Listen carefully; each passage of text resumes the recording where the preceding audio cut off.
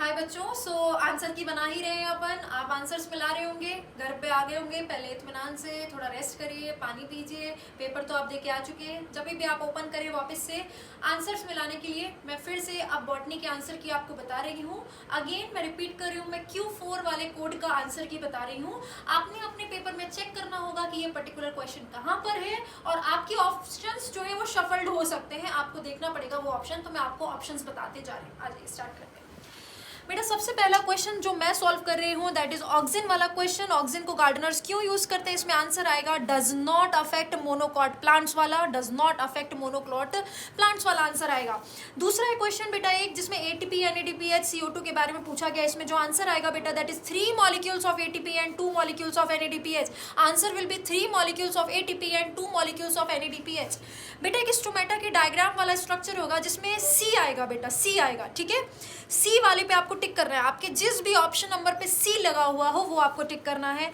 अब match the column पे आते हैं। नेक्स्ट क्वेश्चन में आपको न्यूक्लियोलस को मिलाना है site for active ribosomal RNA synthesis. Centriole को मिलाएंगे बेटा organisation like the cartwheel. Leucoplast को मिलाएंगे for storing nutrient. Golgi apparatus को मिलाएंगे site of formation of glycolipid. तो आपका आंसर निकल जाएगा जैसे कि इस कोड में है option number A। Next question पे आते हैं बेटा जिसमें ये दो ऐसे फ्लावर बने हुए हैं। Both are perigynous. Both are perigynous पे जो भी ऑप्शन है वो आप टिक करेंगे ऑप्शन नंबर 4। नेक्स्ट आते हैं बेटा राइजोपस को मिलाइए ब्रेड मोल्ड से, अस्टिलैगो को मिलाइए स्मट फंगस से, पक्सीनिया को मिलाइए रस्ट फंगस से, एंड अगैरिकस को मिलाइए मशरूम से। इसमें है ऑप्शन नंबर 1। आपको चेक करना पड़ेगा आपके पेपर में कौन से ऑप्शन पे ये वाले मैच द कॉलम दिए हुए हैं। फिर आता है बेटा एक्टिनोमॉर्फिक फ्लावर का एक एग्जाम्पल पूछा गया जिसका आंसर होगा दतूरा। एक्टिनोमॉर्फिक फ्लावर का एग्जाम्पल होगा दतूरा is the correct answer. Next एक क्वेश्चन है बेटा जिसमें हमने फिर से करेक्ट ऑप्शन बतानी है, करेक्ट स्टेटमेंट बतानी है। इसमें बेटा सारी स्टेटमेंट्स आई हैं except the one statement flowers of vallisneria are colourful and produce nectar. बेटा ये हमने क्लास में याद किया था, वेलिसनेरिया के फ्लावर नेक्टर प्रोड्यूस नहीं करते हैं, कलरफुल नहीं होते हैं। बस इसको छोड़ के बाकी सारे सही हैं। B C D and E only आएगा answer. B C D and E only आएगा, A इनकरेक्ट है। नेक्स्ट आते हैं क्वेश्चन नंबर 109 में आएगा बेटा जो एक क्वेश्चन है पिंक फ्लावर जो पूछा गया है स्नैपड्रैगन प्लांट का, क्रॉस किया गया है उसको रेड फ्लावर से। तो फिर पूछा गया फिनोटाइप क्या होगी एक्सपेक्टेड। इसमें आएगा बेटा red flowered as well as pink flowered plants. इसमें आंसर जाएगा बेटा red flowered as well as pink flowered plants. ठीक है, एक और क्वेश्चन है बेटा next formation of interfascicular cambium from fully developed parenchyma cells is an example of de differentiation. किसका एग्जांपल है बेटा, डी डिफरेंशिएशन। ये हमने प्लांट ग्रोथ एंड डेवलपमेंट में किया था। डी डिफरेंशिएशन में याद करिए कॉपी में एग्जांपल्स लिखी थी, उसमें ये एग्जांपल हमने लिखी थी इंटरफेसिकुलर कैम्बियम किससे बनता है, किस प्रोसेस से बनता है। ठीक है, चलिए नेक्स्ट आते हैं। अब आपको मैच द कॉलम करना है। फिर से बहुत सारे मैच द कॉलम आए हैं इस बार। सबसे पहले 2 और more alternative forms of a gene को मिलाइए अलील से। ये तो सब जानते हैं, A का 3 जाएगा बेटा, और ये करते ही आपका ऑप्शन सेट हो जाएगा। ये जो एक चीज आप मैच द कॉलम बहुत सारे आए हैं और इतने इजी मैच द कॉलम्स आए हैं बेटा कि अगर आपको उसमें से एक या मैच टू मैच 2 आपने मैच किया इजी वाला जो आपको इजी लगता है तो तुरंत आंसर निकल रहा है। जैसे इसमें जैसे ही आप अलील लगाएंगे आपको आंसर मिल जाएगा। नेक्स्ट क्वेश्चन पे आते हैं। Which of the following are required for the dark reaction of photosynthesis. अब बताओ इसमें क्या टफ हो गया बेटा। डार्क रिएक्शन में CO2 चाहिए, ATP चाहिए, NADPH चाहिए, that's it. C D and E। आपको कौन सा ऑप्शन लगाना है, C D एंड E वाला। ठीक है, चलिए नेक्स्ट क्वेश्चन पे आते हैं बेटा। स्टेटमेंट वाला एक क्वेश्चन है क्रोमोसोम बिकम ग्रेजुअली विजिबल। ये वाला करेक्ट स्टेटमेंट है।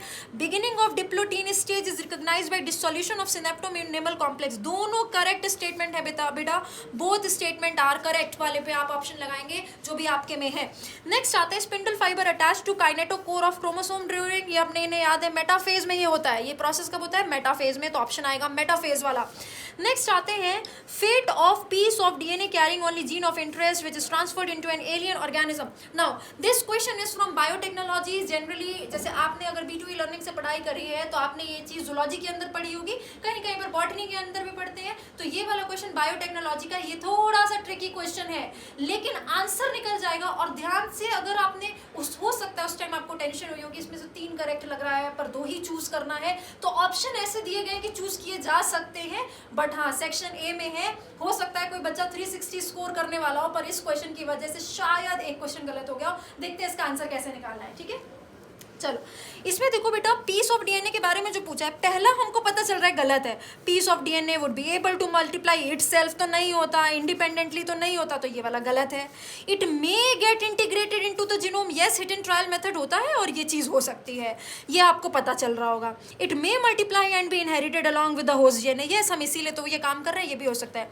आप फंसे होंगे शायद इस पे, alien piece of DNA is not an integral part of chromosome, शायद आपको लग रहा सही है, बट ये गलत है बेटा, क्योंकि वो इंटीग्रल पार्ट तो नहीं होता है, ठीक है। अब it shows ability to replicate, गलत हो गया, तो बचा क्या क्या, बी एंड सी, आप क्या लगाएंगे, बी एंड सी, थर्ड, ठीक है। मतलब आपके में जो भी ऑप्शन होगा जिसमें बी एंड सी दिया गया है वही आप लगाएंगे। Alien piece of DNA is not an integral part of chromosome, हो सकता है आपको सही लग रहा हो, बट बी और सी आपको पता है सही है और आपको दो ही चूज करना है, तो किसी भी बच्चे ने अपनी सेकंड शिफ्ट में आके उसको दोबारा से थोड़ा सा ध्यान से देखा होगा तो बी एंड सी ही करेक्ट लगाया होगा, because you are sure about B and C, ठीक है। आगे बढ़ते हैं। Lactose present in the growth medium of bacteria is transported to the cell by the action of बेटा permease, क्लास में हमने याद किया है, permease उसको अंदर लेके आता है, इसमें कोई टफ क्वेश्चन नहीं है, ये permease आंसर लगाएंगे आप। आते हैं नेक्स्ट स्टेटमेंट वाले क्वेश्चन पे, parenchyma is living but collenchyma is dead tissue, ये गलत है। जिम्नोस्पर्म लैक जाइलम वेसल वाला स्टेटमेंट करेक्ट है, so 1 is false and 2 is true, ठीक है। नेक्स्ट आते हैं, which one of the following is not a criteria for classification of fungi, बेटा मोड ऑफ न्यूट्रिशन को कभी भी नहीं लेते हैं, mode of nutrition is not a criteria of क्लासिफ, तो करेक्ट आंसर क्या होगा, मोड ऑफ न्यूट्रिशन। नेक्स्ट आते हैं, एक प्लांट, एक जो क्वेश्चन पूछा गया है सीड कलर पे बेटा, ब्लैक सीड कलर और वाइट सीड कलर पे क्वेश्चन पूछा गया है, in order to find out the genotype, तो आपको इसमें आंसर लगाना है बेटा capital B small B, capital B and small B is the correct answer, ठीक है।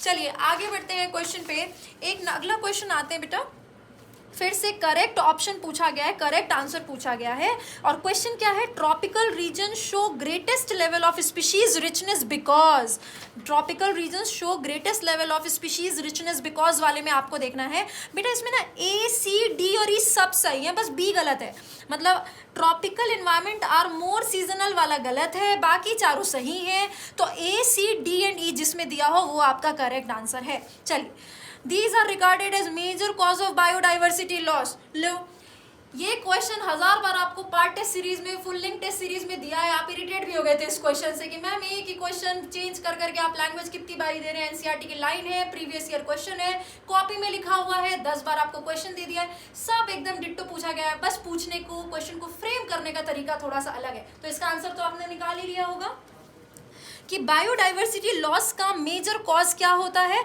मेजर कॉज होता है बेटा ओवर एक्सप्लॉयटेशन, को extinction and habitat loss and fragmentation, ये एज इट इज एनसीईआरटी में दिए हुए हैं। को एक्सटिंक्शन मैंने आपको क्लास में बताया था, answer will be A B and D only. जिस भी बच्चे को लग रहा हो कि over exploitation and habitat loss of fragmentation ही होना चाहिए, बस हमको इतना ही पता है बेटा, आप इसको ए और डी के साथ चूज करोगे तो एक और चूज करना पड़ेगा आपको, और आप वो म्यूटेशन को तो चूज कर नहीं सकते हो, तो आपका आंसर सिर्फ और सिर्फ फोर्थ बैठ सकता है, इसमें म्यूटेशन कहाँ से आ गया, ठीक है। चलिए, transcription unit in DNA is defined primarily by 3 regions in DNA and these are with respect to upstream and downstream end, ठीक है। इसमें आपने क्या दिक्कत होगी, क्वेश्चन बड़ा सा लिखा है बट एकदम सरल सी चीज़ पूछी गई है कि प्रमोटर होता है, टर्मिनेटर होता है, स्ट्रक्चरल जीन होता है, तो सबको याद है, क्लास में हमने रट्टा मारा हुआ है इन सारी चीज़ का, ऑप्शन नंबर 4।